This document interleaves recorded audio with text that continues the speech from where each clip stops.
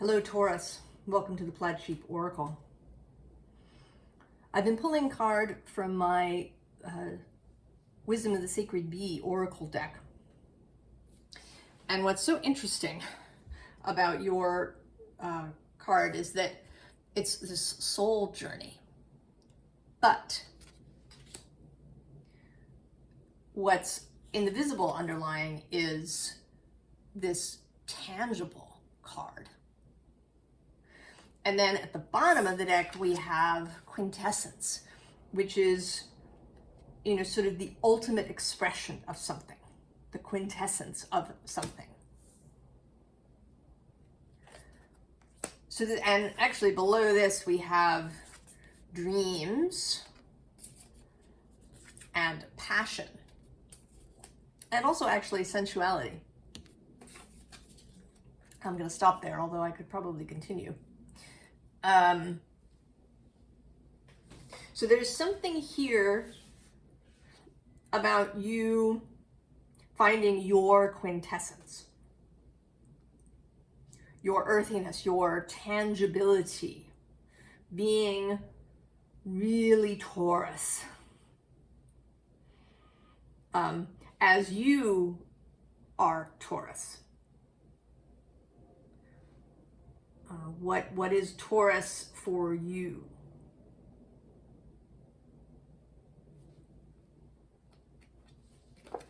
We start with the Temperance card, who's not actually, right? She doesn't really seem like Temperance, right? She's adjusting her little crown there. She's got this glass of wine. She, she looks as if she might be at a party.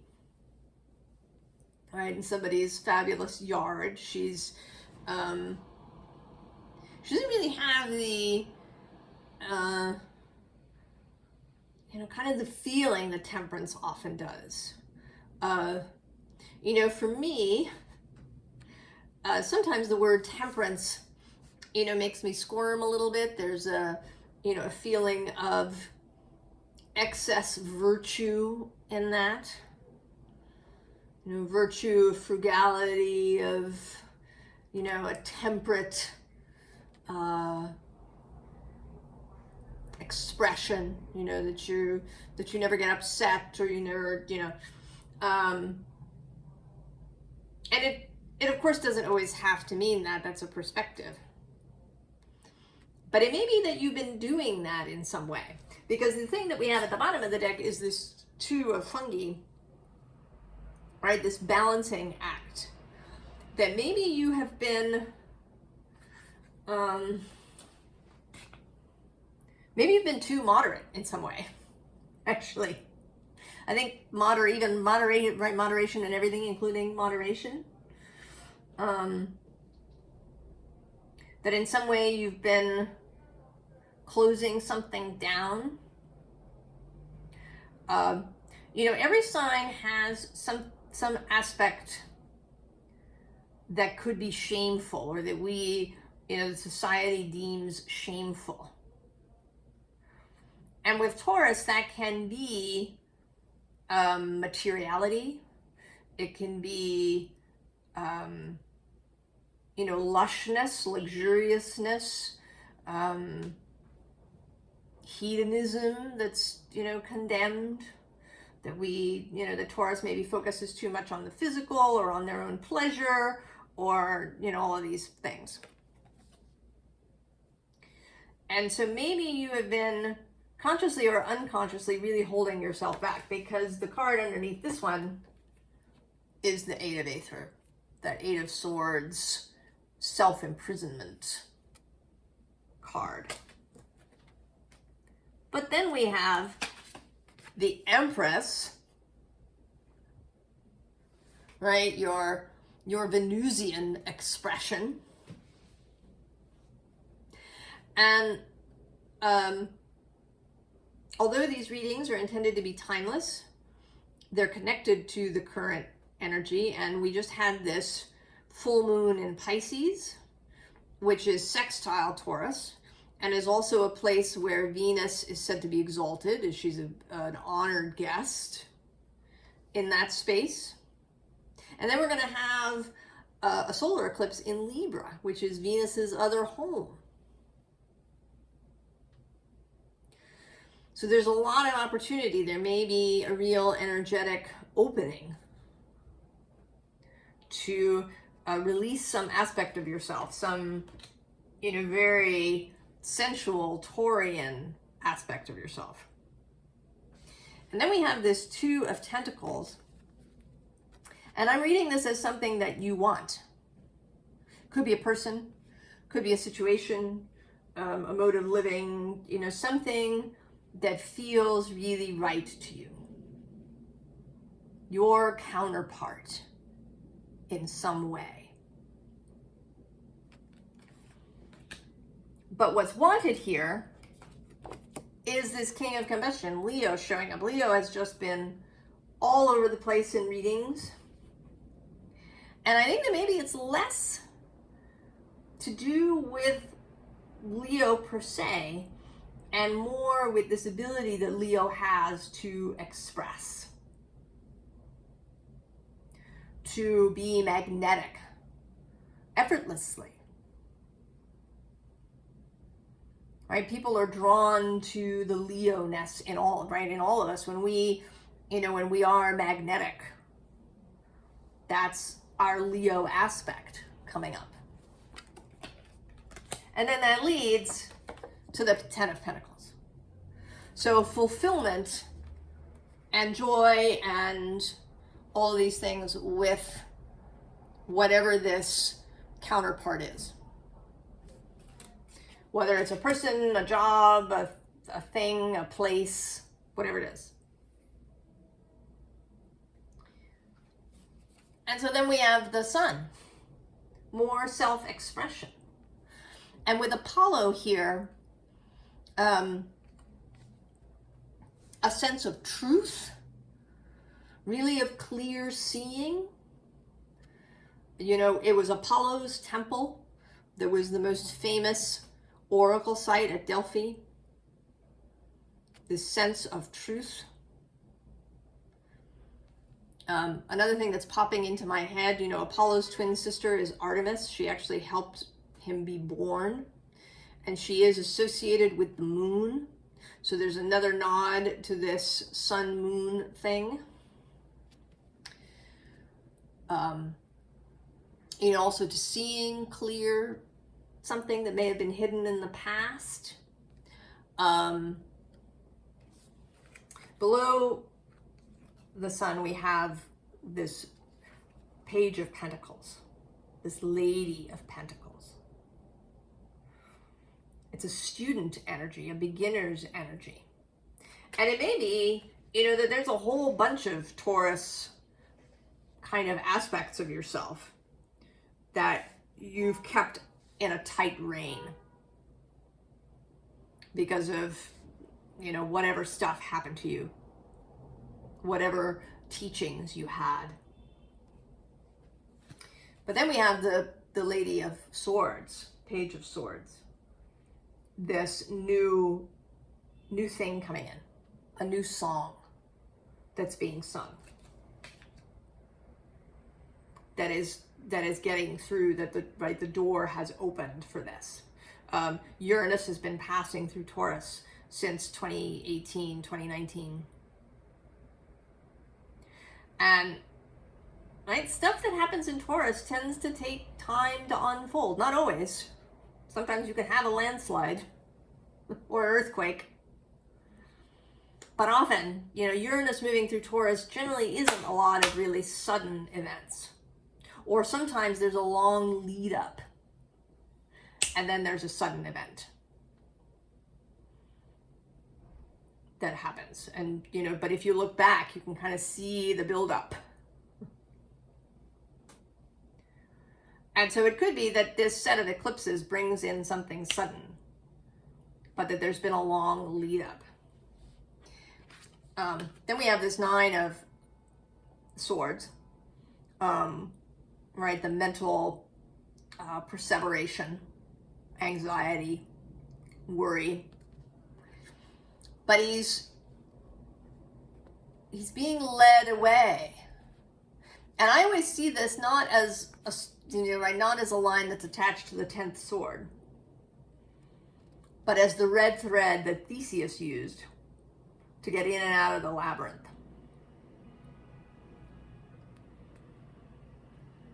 So getting out of the labyrinth of your own mental crap. And then we have the 10 of Wands and the Phoenix. The rebirth, the rising. Followed immediately by you again, King of Pentacles.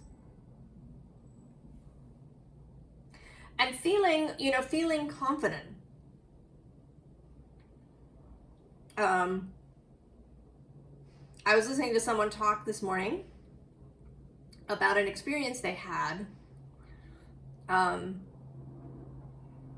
They had purchased a generator for their house, and one night there was a blackout, and they attached the generator, and they went and they looked, and there was just darkness, right? The whole neighborhood and beyond. There was a big blackout. Everything was dark. And then the generator kicked in and their whole house lit up like a Christmas tree. And they had this sudden moment of fear because it seemed that they had more than any of their neighbors and that this was a problem. This was something to be worried about. That maybe somebody was going to be angry, that maybe somebody would come, that, or that it was just wrong in some way, that they had more. The king does not feel that way. He knows that he can use all of his resources wisely. He's not going to hoard them. He doesn't feel gleeful that he has more than anybody else. He's not in fear about this. He's going to use these resources. He's going to spread them around. He's going to cultivate. He's going to grow things.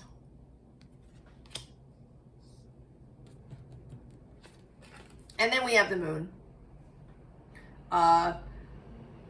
Both as a nod to all of these lunar events.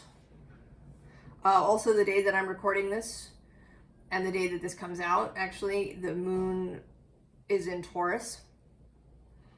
The moon is exalted in Taurus. The moon is, right, all of our feelings.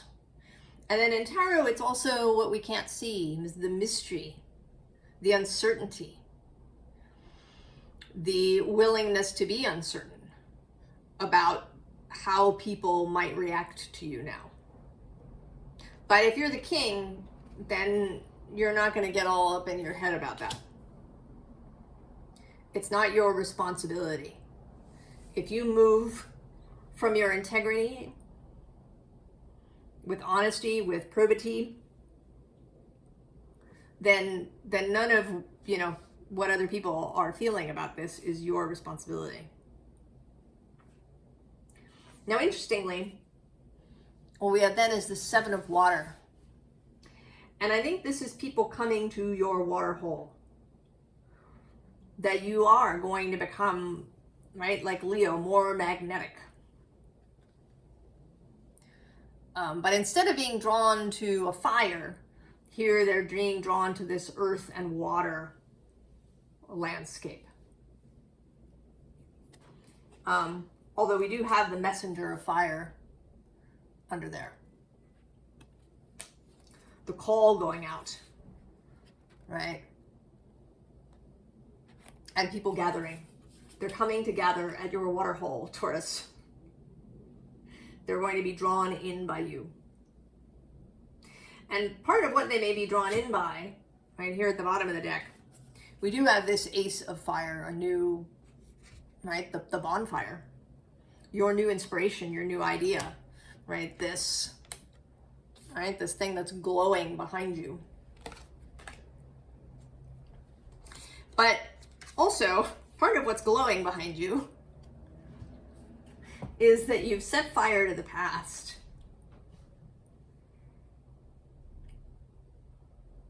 You've set fire to the past. I think the one, right, like the thread that is run through this channel, and then maybe running through now, through the astrology, the past is not a map to the future. Do not use the past to seed the future.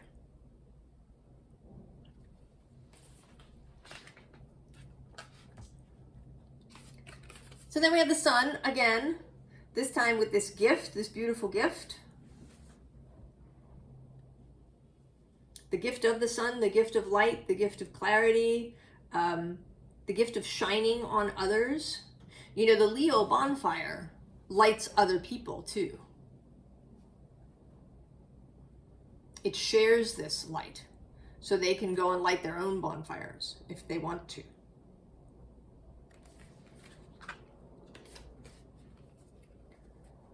Then the craftsman of water. Working with the water, being in harmony with water. You know, if you have kept yourself really tightly reined in, this can be like getting dried out. And you know, if you've had houseplants or a garden and you try to water earth that's really dry, it has a hard time. The water just runs off. When you're really, really dry, you have a hard time absorbing. All right, it happens in the body too. If you've become really dehydrated, it takes time. You can't just, you know, drink a gallon of water. You're gonna pee it out because you're not ready to absorb that much. You have to do it a little bit at a time.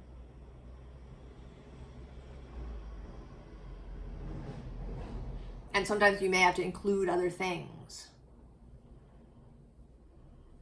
right, to help the body absorb. You know, with earth, you might have to, you know, poke some holes in the earth so that the water runs down into that space rather than running away.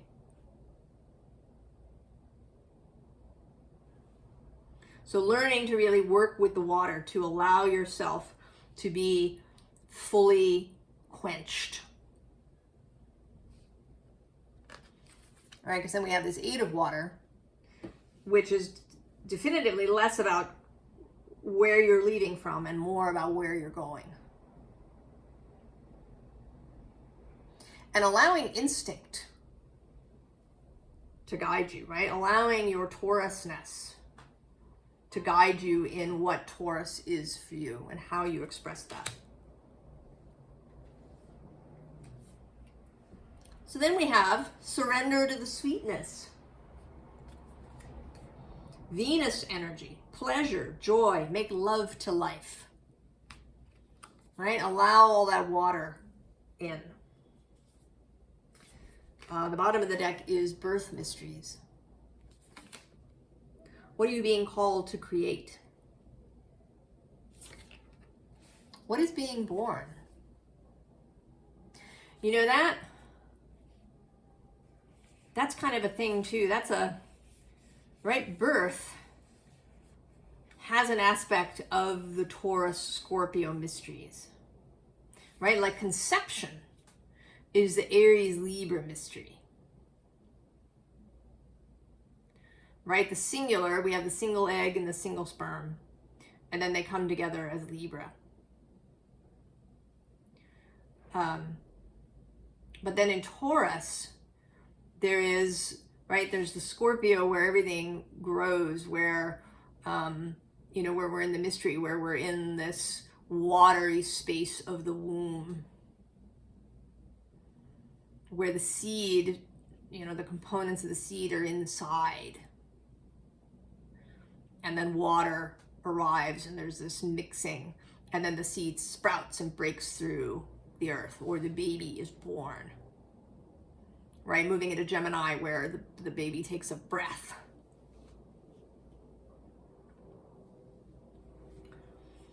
So there is a thing here about birth mysteries, which are, you know, sometimes still a taboo subject. There are lots of things that we don't talk about, at least not in polite company or in public.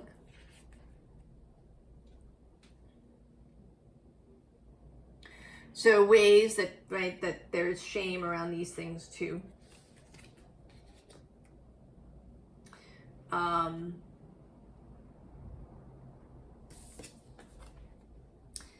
Then there's this cleansing, right? More water, more pouring water, releasing the old, energetic tune-up, new beginnings. And then the mother of the soul waters.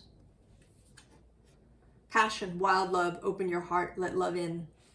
You know, and then, right, then we move to Cancer, which is this, right, a more outward connection to the mother. There's breastfeeding. There's a more, you know, tangible emotional attachment. There's attunement to each other, baby to mother.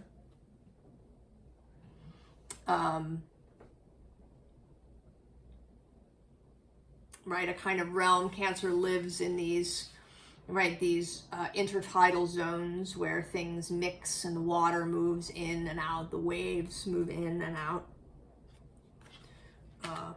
The acceptance of change and movement. And then, as if we needed it, you're not for everyone. Embrace your weirdness. Face your true north. That's Jupiter there in the background. Bigness, expansion, taking up space, becoming more visible, self-expression, lighting your bonfire, all of these things. Embracing whatever your north node is.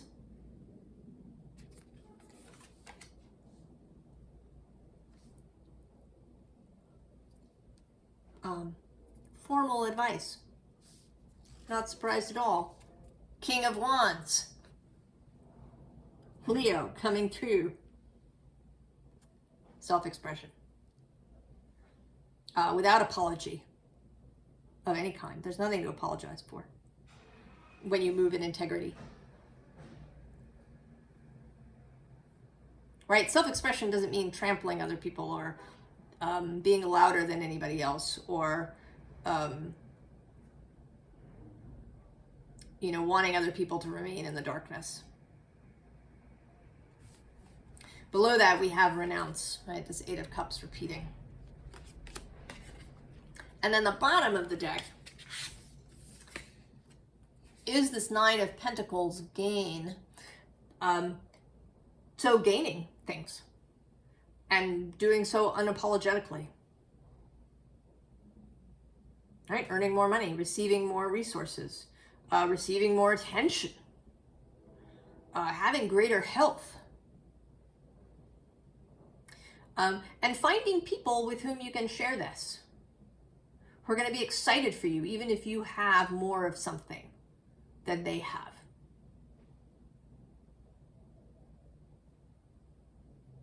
And living in a space where you can be really happy for someone who has more of something than you have. And also mastery of this physical, tangible realm, right? I think you know, manifesting things, particularly money, you know, in these kinds of resources is difficult if you've got a lot of shame around that. Right? Chances are if you bring something in that it might go right back out again. If you feel ashamed of that or embarrassed or, you know, in some way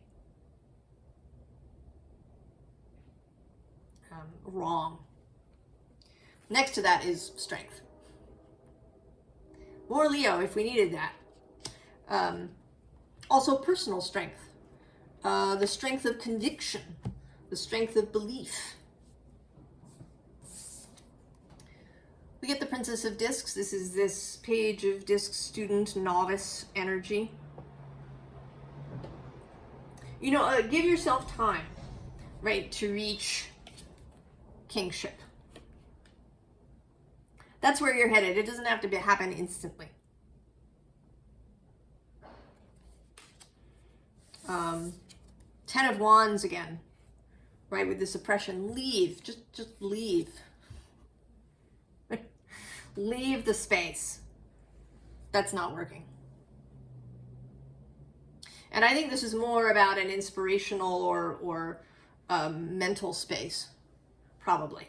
Although it might be a physical space. If you do work in a company where, where individual contribution is stomped on in some way, or where you're not allowed to make mistakes as you try new things, then maybe you do leave there, because that's not right. It's incompatible.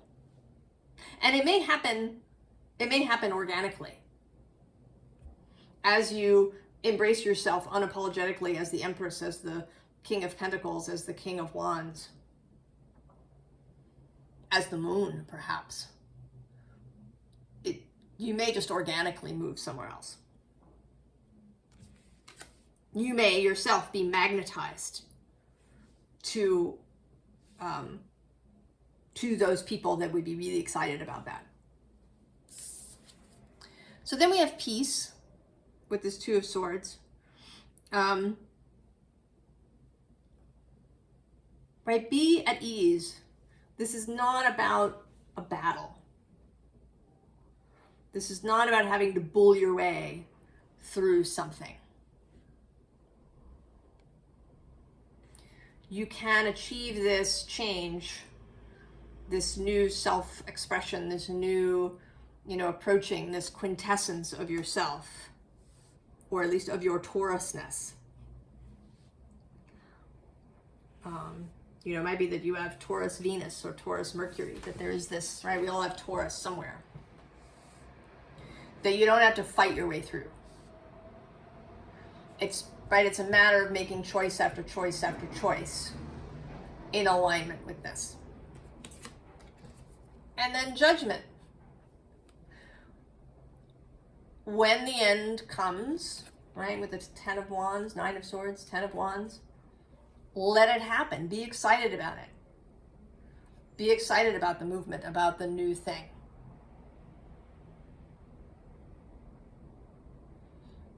This is another card that's associated with fire, traditionally.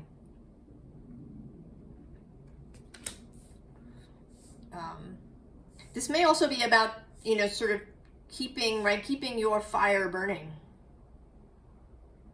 Keeping your torch lit as you go. And you're not there to force anybody to take your torch or drag people to your bonfire. You're just carrying it. You're keeping your fire lit, Taurus. Reaching your quintessence and expressing that. I'm excited for you, Taurus. I'll be interested to see what comes through after the solar eclipse in Libra on October 2nd. I wish you the very, very best, Taurus, and I'll see you next time. So long.